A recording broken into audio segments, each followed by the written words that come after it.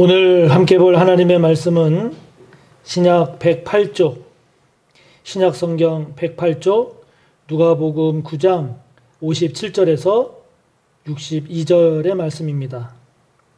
누가복음 9장 57절에서 62절까지의 말씀 봉독합니다. 길 가실 때에 어떤 사람이 여짜오되 어디로 가시든지 나는 따르리이다. 예수께서 이르시되 여우도 굴이 있고 공중에 새도 집이 있으되 인자는 머리 둘 곳이 없도다 하시고 또 다른 사람에게 나를 따르라 하시니 그가 이르되 나로 먼저 가서 내 아버지를 장사하게 허락하옵소서. 이르시되 죽은 자들로 자기의 죽은 자들을 장사하게 하고 너는 가서 하나님의 나라를 전파하라 하시고 또 다른 사람이 이르되 주여 내가 주를 따르겠나이다마는 나로 먼저 내 가족을 작별하게 허락하소서. 예수께서 이르시되 손에 쟁기를 잡고 뒤를 돌아보는 자는 하나님의 나라에 합당하지 아니하니라 하시니라. 아멘. 네, 오늘 함께 본 말씀을 본문으로 어떤 사람이라고 하는 주제로 하나님의 말씀의 은혜를 함께 나누려고 합니다. 오늘 우리가 함께 본 이 본문이 지니는 그 특징 중에 하나가 예수님을 만난 사람이 누군지 그리고 어떤 사람인지 구체적으로 나오지 않는다 하는 점입니다. 그리고 그 예수님을 만나서 이 사람들이 어떻게 되었는지 어떤 반응을 보였는지 그 결과가 나오지 않는다라고 하는 거죠. 오늘 본문을 보면 세 사람이 나옵니다. 57절에 보면 어떤 사람 이렇게 나옵니다. 마태복음을 보면 한 서기관, 율법학자로도 나오는데요. 누가복음에서는 어떤 사람 이렇게 나옵니다. 59절에 보면 또 다른 사람이 나옵니다. 역시 마태복음을 보면 제자 중 한 사람 이렇게 구체적으로 나오는데 누가복음에서는 그냥 또 어떤 사람 이렇게 나옵니다. 61절을 봐도 또 다른 사람 이렇게 나옵니다. 이 누가복음은 마태복음과는 달리 누가복음에서는 본문에 나오는 사람을 구체적으로 이야기하지 않습니다. 특정하지 않습니다. 그 이유가 뭘까요?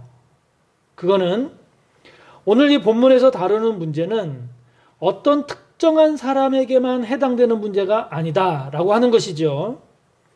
이 말씀을 대하는 사람이라면 누구든지 본문과 같은 그런 문제를 만날 수 있다 하는 겁니다.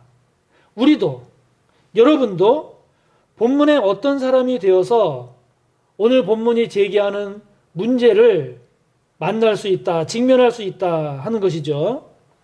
오늘 본문을 보면 57절, 58절이 하나의 내용, 그리고 59절, 60절이 하나의 내용, 그리고 61절, 62절이 하나의 내용입니다. 먼저 57절, 58절을 보면 어떤 사람이 예수님께 묻습니다. 그리고 그 물음에 대해서 예수님이 대답을 하십니다. 그런 다음에 예수님께서 주신 그 말씀에 대한 그 사람의 반응, 그거는 안 나옵니다. 없습니다.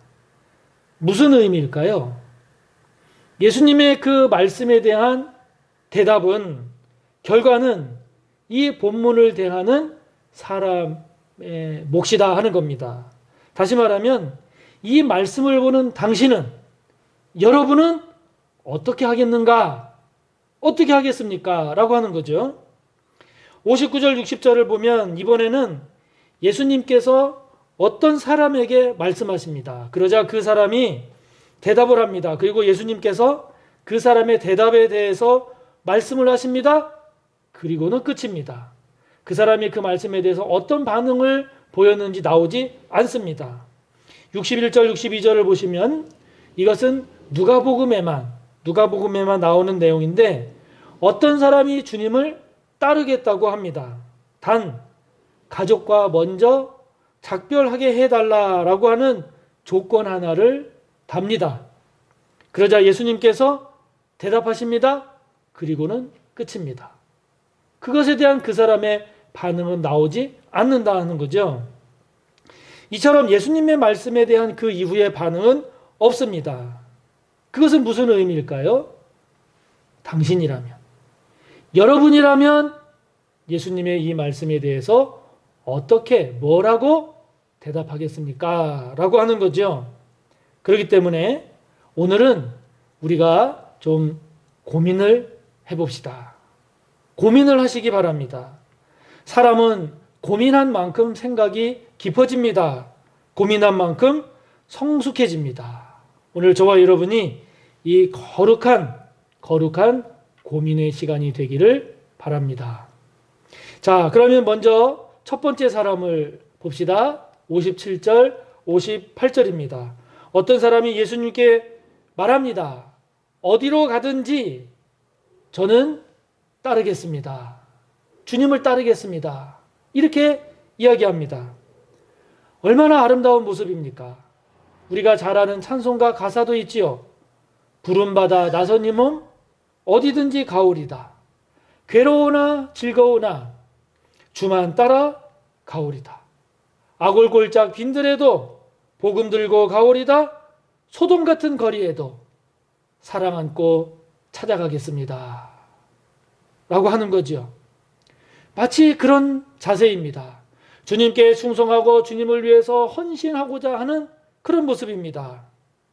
이에 대한 예수님의 대답이 뭔가요?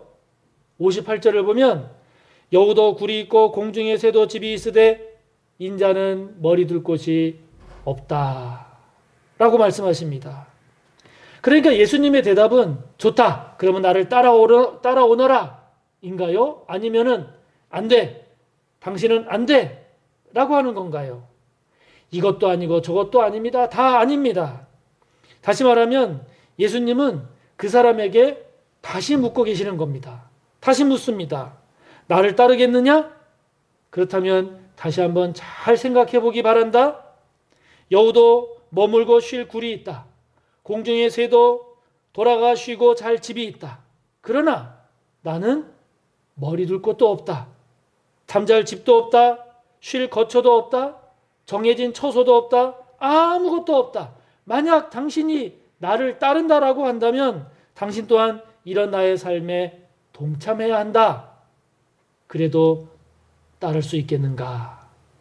물으시는 겁니다.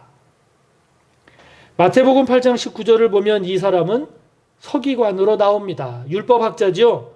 당시 사회의 지도자입니다. 높은 명예를 누리는 사람입니다. 그리고 많은 사람들의 존경을 받고 있는 사람입니다. 그런 사람인데 그런 그가 예수님을 따르려면 재산도 명예도 그 사람들의 모든 존경도 다 내려놔야 하는데 다 포기해야 될지 모르는데 그래도 따를 수 있겠는가? 라고 하는 것이죠. 예수님의 이 말씀에 대해 이 사람의 반응은 무엇이었습니까? 안 나옵니다. 없습니다. 성경은 묻는 것이죠. 저와 여러분에게 물으시는 겁니다. 당신이 이 사람의 입장이라면 어떻게 할 것인가? 물으시는 겁니다. 예수님을 믿는 것은 좋은데 그로 인해서 어려움을 겪는 것은 우리들이 싫어하지 않습니까?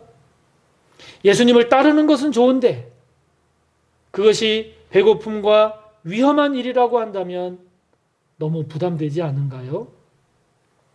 예수님과 함께 하고는 싶은데 그로 인해서 내가 모든 것을 다 내려놔야 한다면 그래도 따를 수 있겠습니까? 예수님은 내가 가진 모든 것을 내려놓고 따를 만한 그런 분인가 생각해 봐야죠. 예수님을 따르는 것이라고 한다면 그래 감당해야지. 예수님을 따라가야지 할 수도 있죠. 그러나 예수님을 믿고 따르는 것은 좋지만 꼭 그렇게 해야 하나? 꼭 그렇게 고난의 길이어야 하는가? 여러분의 생각은 어떻습니까? 여러분이라면 어떻게 하시겠습니까? 성경은 묻는 겁니다. 두 번째 사람을 봅시다. 59절과 60절입니다. 이번에는 예수님께서 어떤 사람에게 요청을 하십니다. 나를 따르라 말씀하십니다.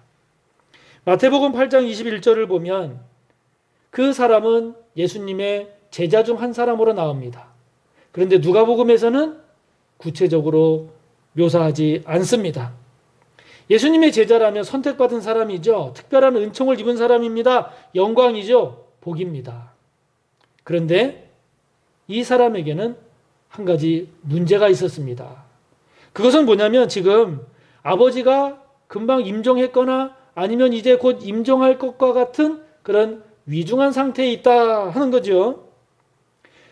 유대교 전통에서 죽은 자를 장례하는 것은, 장례를 치르는 것은 종교적으로도 매우 중요한 의무였습니다. 특히 부모가 죽은 경우에 장례의 책임은 아들에게 있었습니다. 특히 아들에게 있었는데 그 사람은 율법에 나와 있는 모든 계명들로부터 면제될 만큼 장래에 대한 책임은 굉장히 중요하게 여겼습니다. 그렇기 때문에 예수님의 요청을 받고 이 사람은 59절을 보니까 나로 먼저 가서 내 아버지를 장사하게 허락하옵소서 이렇게 대답을 합니다. 우리의 상식으로는 너무나 당연한 일이죠. 또 옳은 일이기도 합니다. 여러분 역사적으로도 보면 임진왜란이라든가 또는 일제강점기 때 그 일본의 침략에 대항해서 많은 의병들이 일어났습니다. 그런데 그 의병을 이끌었던 의병장 중에는 이 의병들과 함께 일본에 대하여 싸우다가 아버지가 돌아가셨다든지 혹은 어머니가 돌아가셨다든지 이런 부모의 돌아가셨다라고 하는 소식을 듣고는 그 싸우고 있던 의병 활동을 접고 고향으로 돌아갔다 하는 내용들이 나오곤 합니다. 그만큼 부모의 장례는 큰 일이었던 거죠. 자, 그렇다면 이 사람에 대한 우리 주님의 반응은 무엇인가요? 60절을 보면 주님은 이렇게 말씀합니다. 죽은 자들을 장사하게 하고 너는 가서 하나님의 나라를 전파하라. 이렇게 말씀하십니다. 이에 대해서 이 말을 들은 이 사람의 반응은 무엇이었나요? 없습니다. 무엇인가요? 무슨 의미인가요? 이 말씀을 대하는 당신이라면 어떻게 하겠는가 하는 것입니다. 어떻게 하겠는가? 이 60절의 예수님의 대답은 참 파격적입니다. 급진적입니다. 받아들이기 힘든 말씀일 수도 있습니다.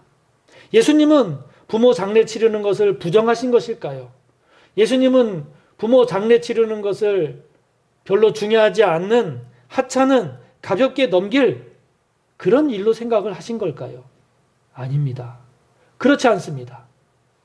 더 중요한 게 있다 하는 겁니다. 더 중요한 일이 있다 하는 것이죠. 에스겔 24장 15절부터 24절을 보면요. 하나님께서 에스겔의 아내를 데려가십니다. 아내를 데려가시니 이 에스겔에게는 얼마나 큰 슬픈 일입니까? 그런데 하나님은 에스겔에게 말씀하십니다. 슬퍼하지도 마라. 울지도 마라. 눈물을 흘리지도 말아라. 이렇게 말씀하십니다. 장례 때 하는 모습도 하지 말고 초상집에서 먹는 음식도 먹지 말아라. 이렇게 말씀하십니다. 무슨 의미인가요? 더 중요한 일이 있다는 걸. 너에게 더 중요한 사명이 있다는 겁니다. 장례 치르는 일보다 더 중요한 것이 있다는 것이죠. 우리가 예수님을 따르기 위해서는 그 어떤 일보다도 먼저 해야 하는 일이 있을 수 있다 하는 겁니다. 예수님을 위해서 하나님의 나라를 위해서 더 우선해야 할, 더 먼저 해야 할 의무가 있을 수 있다는 겁니다. 그럴 때 당신은 어떻게 하겠는가? 어떻게 하겠는가 묻는 겁니다. 제가 목회자가 되고 보니 평신도 시절, 집사 시절 때와는 참 많은 다름을 느끼고 있습니다. 목회와 자녀 사이에서, 목회와 아내 사이에서, 목회와 가정, 사역과 내가 개인적으로 해야 할 일, 이 관계에서 집사 시절과는 다른 우선순위에 대한 생각이 참 많이 다르게 됨을 느낍니다. 여러분, 우리는 예수님의 신실한 제자가 되기를 소망하지요. 우리는 예수님의 진정한 충성된 그런 제자가 되기를 원합니다. 그렇다면 다른 것보다 우선해서 주님을 위해 헌신해야 할 때, 그때 저와 여러분 할 수 있겠습니까? 할 수 있습니까? 오늘 본문을 보면 길 가실 때에 라는 말로 시작을 하고 있습니다. 예수님은 지금 어디로 가는 길이실까요? 본문 앞에 나오는 51절을 보면 지금 예수님이 가시는 길은 예루살렘으로 가시는 길입니다. 다시 말하면 예루살렘으로 가시는 길, 다시 말하면 그 길은 십자가를 지는 길입니다. 고난의 길입니다. 죽음의 길입니다. 물러설 수 없는 외길입니다. 이제 가면 다시 올 수 없는 길입니다. 그 길입니다. 그 길은 오직 십자가를 지는 일입니다. 십자가를 지는 길입니다. 그것 이외에 그것보다 더 우선하는 일이 없습니다. 그 어떤 일도 우선할 수 없습니다.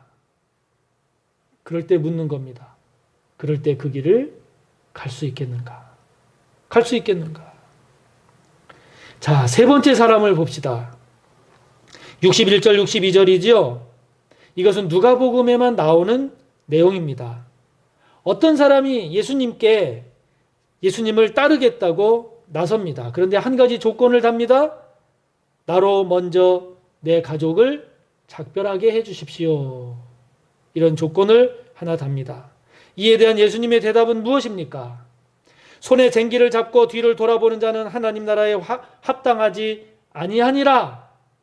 주님이 말씀하십니다. 주님의 대답은 단호합니다. 냉혹하리만큼 냉정합니다. 가혹해 보이기도 합니다. 그 이후에 이 사람의 반응은 나오지 않습니다. 자, 여러분, 혹시 쟁기질을 해 보셨는지요? 저는 어릴 적에 시골에서 할아버지가 쟁기질 하시는 모습을 봤습니다. 저도 하고 싶었는데 어린 저를 시키지 않으셨어요. 왜냐하면 어린 나이로는 감당할 수 없는 힘든 일이었기 때문입니다. 이 쟁기질이라고 하는 게 굉장히 많은 힘이 들어가는 거죠. 그래서 잠시도 다른 곳에 눈을 돌릴 수가 없습니다. 능숙한 농부라 할지라도 오직 쟁기가 앞으로 가는 그 길만 봐야 합니다. 옆을 두리번 했다가는 당장 문제가 생기고 말지요.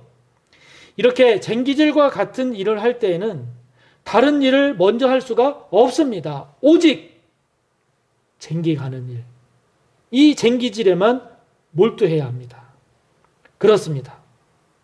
우리가 주님의 일을 할 때 이 주님의 일을 무엇보다도 우선해야 할 때가 있지요.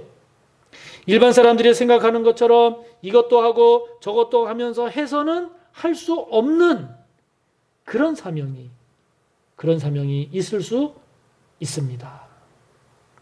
열왕기하 2장을 보면 엘리사가 이제 곧 승천할 엘리야를 따라가는 그런 장면이 나옵니다.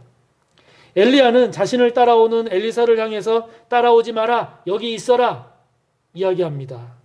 그래도 따라가겠다고 하니까 그 엘리야의 다른 제자들이 아니 엘리사야, 당신만 왜 그렇게 엘리야 스승을 따라다니느냐, 따라오지 말라고 하시지 않느냐 그러면서 말립니다. 그런데도 엘리사는 막무가내로 엘리야를 따라갑니다. 엘리야가 가는 곳에는 어디든지 무조건 따라갑니다. 만사를 제쳐놓고 따라갑니다. 막아도 따라갑니다. 여러분, 다른 일을 하라고 해도 하지 않고 오직 엘리야만 따라가는 이 일에만 집중합니다. 그 일만 합니다. 왜 그럴까요? 이때를 놓치면 안 되기 때문이에요. 이때를 놓치면 안 되기 때문입니다. 엘리야가 곧 승천합니다. 승천하기 전에 그 능력을 받기 위해서는 다른 데 눈 돌릴 틈이 없는 겁니다. 다른 일을 우선해서 다른 일을 할 수가 없는 겁니다. 오직 엘리야만 따라가는 이 일에 우선순위를 두고 집중해야 하는 것이지요. 이것이 가장 중요한 일이고 가장 긴급한 일이고 가장 절박한 일인 것이죠. 그렇다면 여러분에게 가장 중요한 일은 무엇입니까? 다른 것에 빼앗길 수 없는 가장 절박하고 가장 중요한 가장 우선해야 할 일은 무엇입니까? 뒤를 돌아보지 말고 앞만 보고 가야 할 일은 무엇입니까? 오늘 우리 주님께서 여러분에게 뒤를 돌아보지 말고 앞만 보고 가라 라고 하는 그 길은 무엇입니까? 무엇입니까? 다시 한번 이런 주님의 물음 다시 한번 차분히 기도하면서 고민하면서 저와 여러분의 삶의 우선순위를 재정돈하는 우리가 되기를 바랍니다. 예수님의 제자로 산다는 것 영광스러운 일입니다. 우리가 예수님의 신실한 제자가 된다는 것 이것은 우리에게 정말 큰 복입니다. 저와 여러분 모두 예수님의 신실한 제자가 되기를 바랍니다. 저와 여러분 모두가 예수님의 신실한 제자인 줄 믿습니다. 할렐루야. 그러나 쉬운 일이 아니죠. 저와 여러분이 주님의 신실한 제자가 된다는 것은 결코 쉬운 일이 아닙니다. 인간적으로 편안하고 풍요로운 생활을 보장받는 것도 아닙니다. 예수님의 제자로 산다는 것은 모든 것이 형통하고 성공하는 삶이 아닐 수도 있습니다. 고통도 있고 어려움이 있을 수도 있습니다. 그럴 때 당신은 어떻게 하시겠습니까? 그럴 때 당신은 어떻게 하시겠습니까? 그럴 때에도 당신은 주님을 따를 수 있겠습니까? 따를 수 있겠습니까? 이것이 오늘 성경이 우리에게 던지는 질문이요. 이것이 오늘 우리 주님이 저와 여러분에게 던지는 질문인 것입니다. 요한복음 6장 66절부터 68절을 보면 예수님의 제자 중에 많은 제자들이 예수님을 떠나갑니다. 예수님을 따를 때 힘들다고, 예수님 말씀이 어렵다고, 이해가 되지 않는다고 많이 떠나갑니다. 이때 예수님께서 12제자에게 물으시죠. 너희도 가려느냐? 그때 베드로가 대답합니다. 주여, 영생의 말씀이 주께 있는데 우리가 어디로 가겠습니까? 어디로 가겠습니까? 사랑하는 성도 여러분, 어려움이 있을 때, 문제가 있을 때 그때에도 주님을 따를 수 있겠는지요? 오늘 저와 여러분의 이 거룩한 고민이 있기를 바랍니다. 그 고민들이 저와 여러분의 거룩한 결단, 저와 여러분의 거룩한 신앙의 성숙으로 나아가게 되기를 바랍니다. 바라기는 주여, 영생의 말씀이 주님께 있는데, 영생의 말씀이 주님께 있는데 우리가 어디로 누구에게로 가겠습니까? 이 베드로의 고백이 오늘 저와 여러분의 아름다운 거룩한 고백이 되시기를 축복합니다. 하나님 아버지, 저희들 언제든 주님을 따를 수 있을까요? 어렵고 문제가 있고 또 고난이 있다 할지라도 과연 주님을 따를 수 있겠는지요?